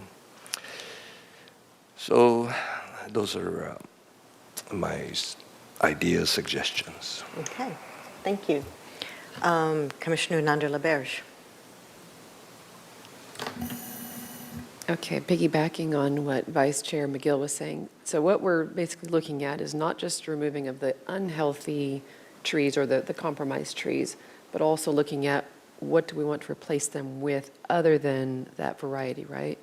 That's kind of what the discussion is over the next couple months.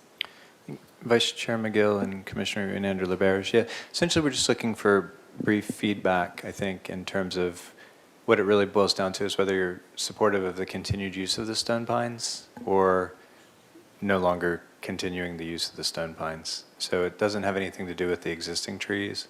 It's really just kind of envisioning future plantings on the street. Is the commission supportive or not supportive of the continued use of stone pines?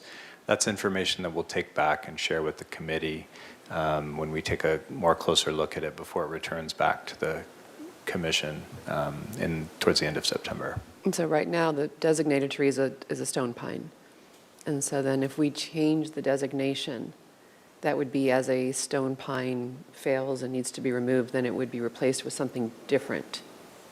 And then we'd have stone pines and something else and stone pines and something else sort of up and down the streets or up and down the blocks. Vice Chair McGill, Commissioner Nandler-LaBerge, that would be correct, yes. And it could be that the designation doesn't change at all and it's exclusive to Italian stone pine and that's continued on. Or it could be modified to accommodate a smaller tree, which we've done on a lot of streets where we could plant it in smaller spaces that might not support stone pine development.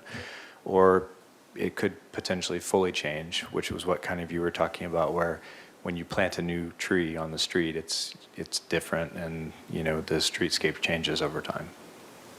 Okay, thank you. All right, Commissioner Clark. Okay. I absolutely love what you called the rhythm of the trees, and I know you plagiarized that from the rhythm of the palms that we've talked about before. I don't want to see stone pines come out and be replaced by something else, but I'm also a realist, and I'm a little bit worried about climate change, and I feel like we do all speak for the trees here. We're a bunch of Loraxes up here, but we don't speak for just those trees. We speak for the trees of the future. You know, we want to see a successful urban forest, and as much as I want it to be stone pines, I don't know if that's the future for that street. All I do know is that I really think that the options and opportunities that we determine with replanting and street tree designations should really be assisted by the stakeholders, that being the residents and the HLC. I don't live in the neighborhood, so I'm not aware of how much outreach there was and what opportunities were missed, but I feel like these trees are huge. They're huge in the lives of these people. They're huge in stature. I mean, they're really, really important. They're not just, you know, photosynthesis machines. So I just, you know, echoing what Moni said is people that live there want to feel valued, you know, and I think everybody can, you know, bring science and emotion together and come up with a good solution. I don't know what that is. I just want to encourage, you know, continued outreach throughout the process. I would like to see the stone pines be that tree, the tree, but more importantly, I think I want to see a successful forest, whatever that looks like, with people who feel engaged and valued. Thank you. Commissioner Chang? Yeah, I guess adding to that, I think it's important to maximize the value of this stretch of urban forest for future generations. And if the stone pine is that tree, then great. If not, we can change the designation. I think that makes a lot of sense.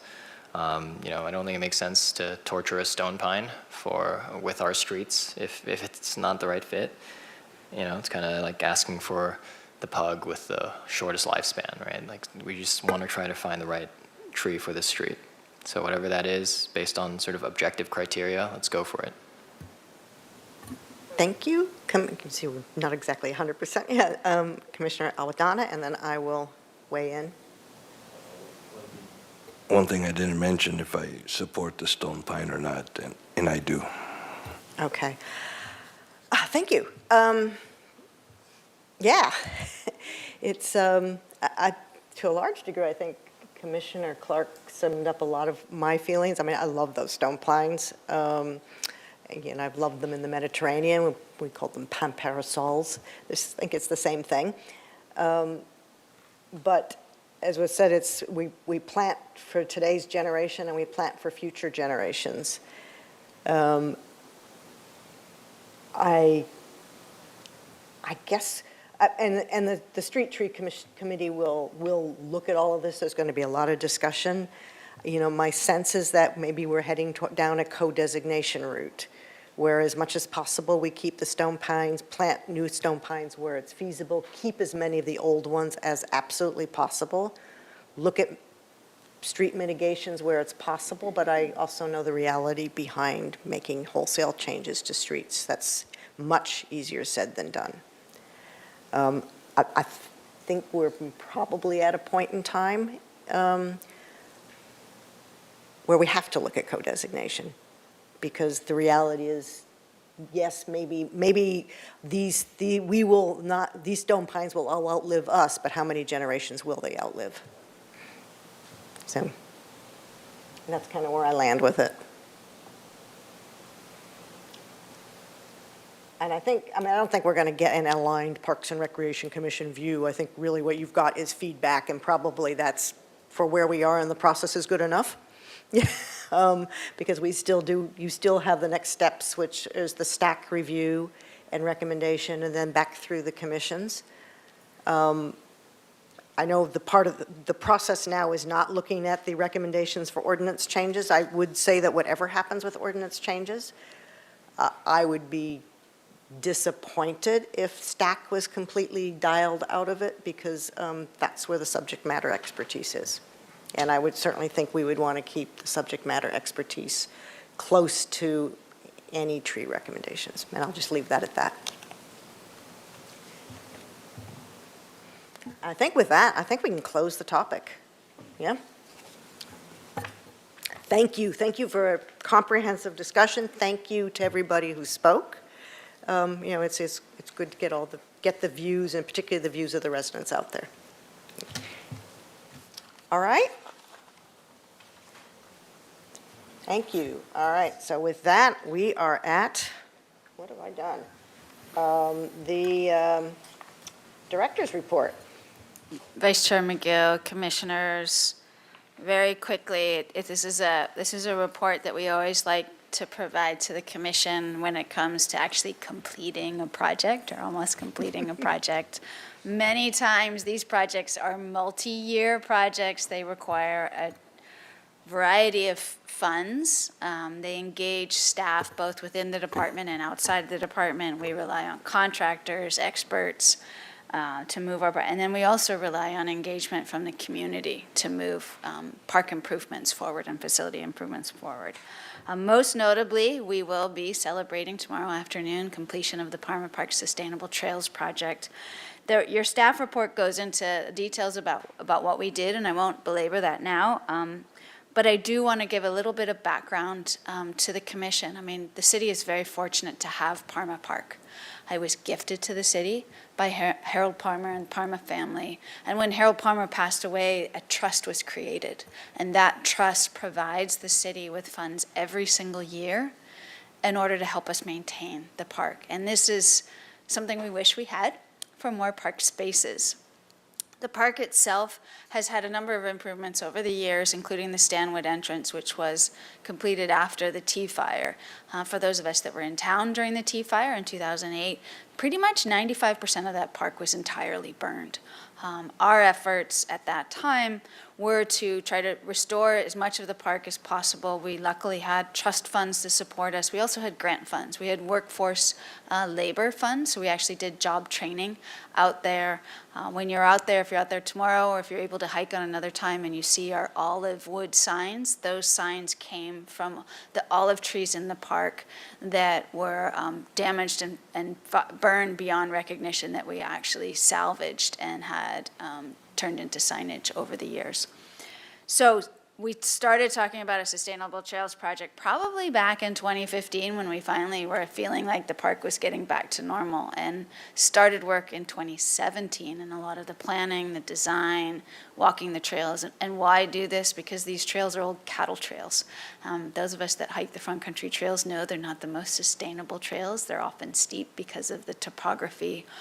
In this case, we asked the trust, our trustees that we work with on an annual basis, if there was interest in us actually trying to create a sustainable trail system, both for the user, to make it easier for as many people to access the trails, but then also for maintenance, so that when we have a sustainable trail, it requires less maintenance over time, it's more accessible as many users, and really allows us to sort of decommission trails that are unsafe and or too steep and difficult to maintain.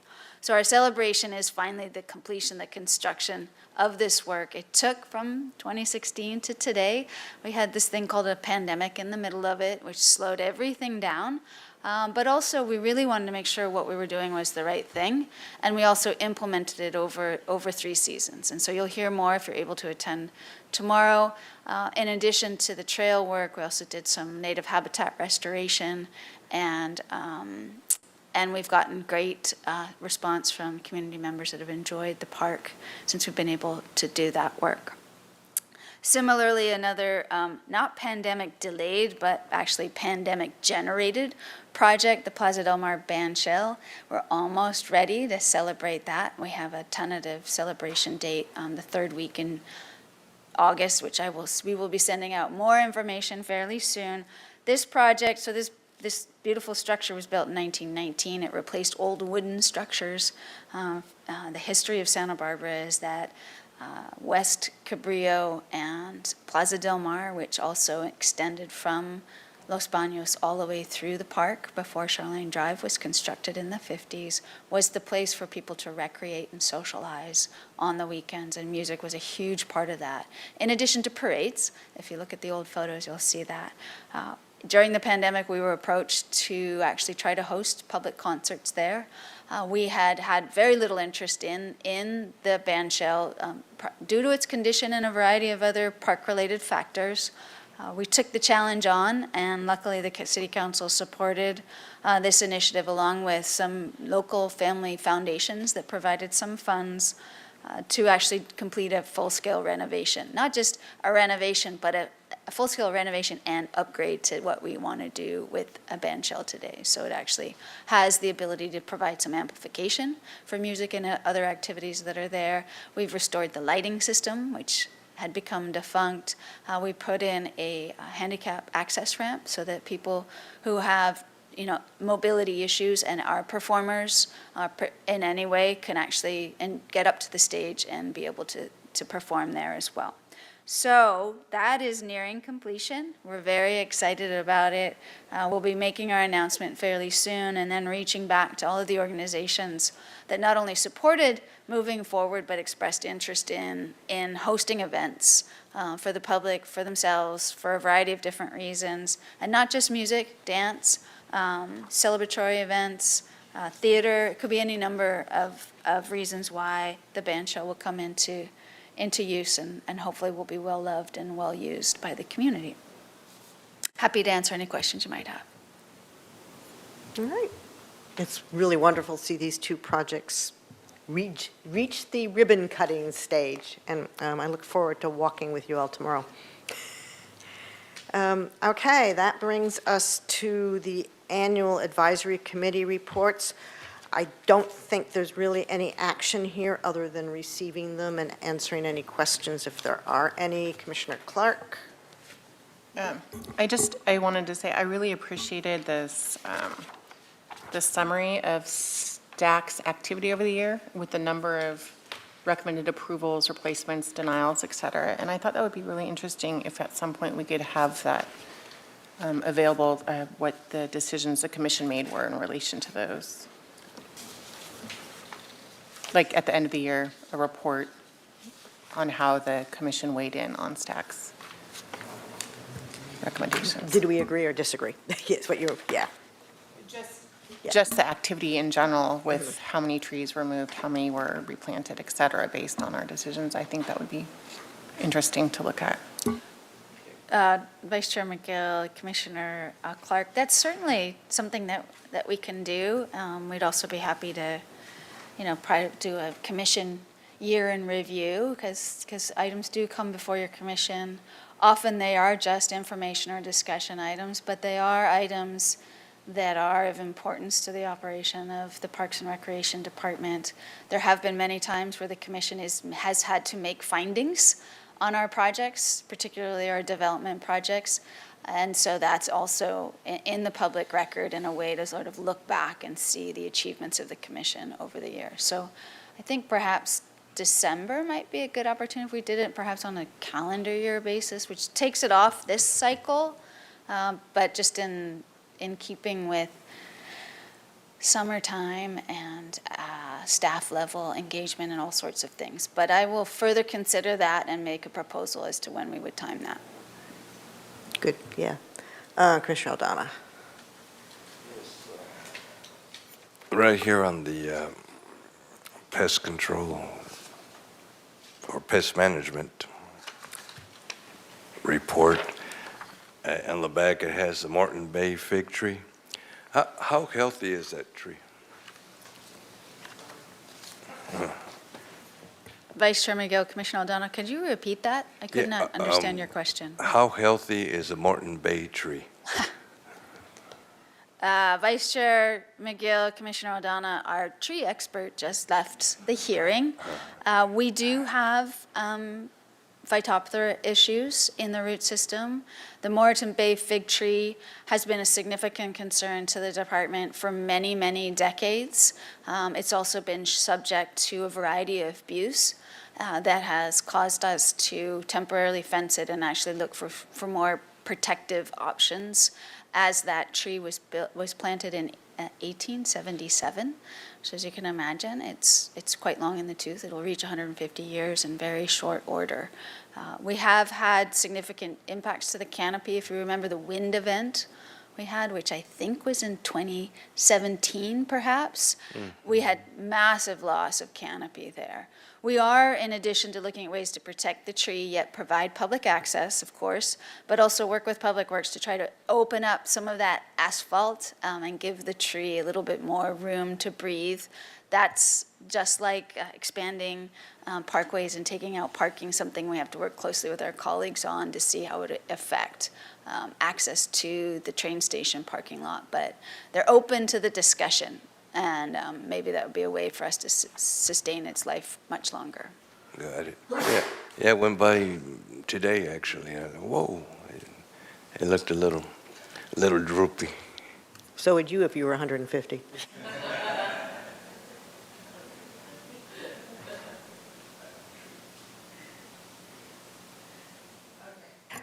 So I guess we can say that these have been, I want to thank all the committees for the work they do for us and the results that they've achieved. So it's always good to read these reports because there's some really dedicated people supporting the work of the city in important areas. Which, we have no old business, which brings us to new business, which is we need a new chair and vice chair for the fiscal year. So I'm open for nominations. Is that you? Yeah. Okay. Commissioner Clark. I know you've had a year off or two, but I think in light of the fact that you're really, really good with Robert's Rules of Order and you are always relevant and articulate and able to say things that I think and other people think but aren't able to articulate. I would like to nominate you to be chair if you would. If you would do it. If you would be so kind. What a campaign pitch for the law and order candidate here. The law and order candidate. Okay. Oh, I'll second that.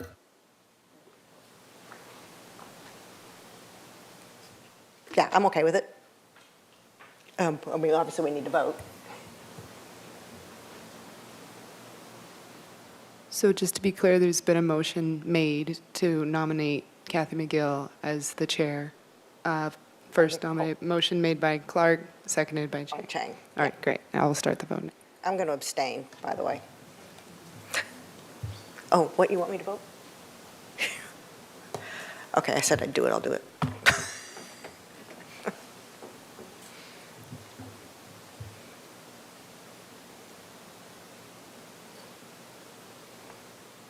All right, thank you very much, everybody. I will try to be a little less law and ordery, but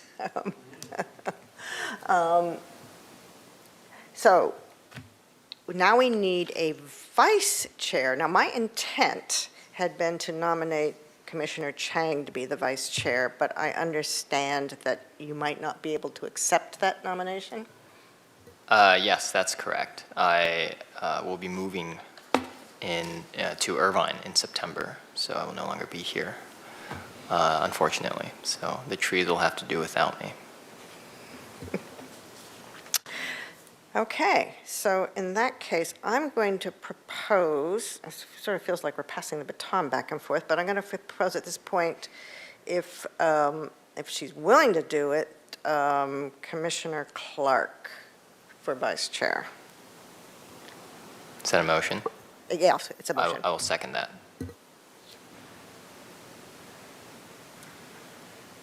Is there any discussion? It's a good choice.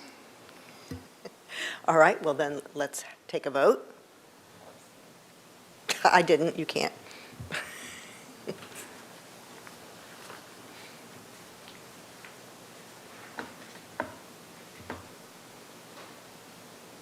We there? All right, we're done. All right, thank you, everybody. And with that, we can adjourn. See.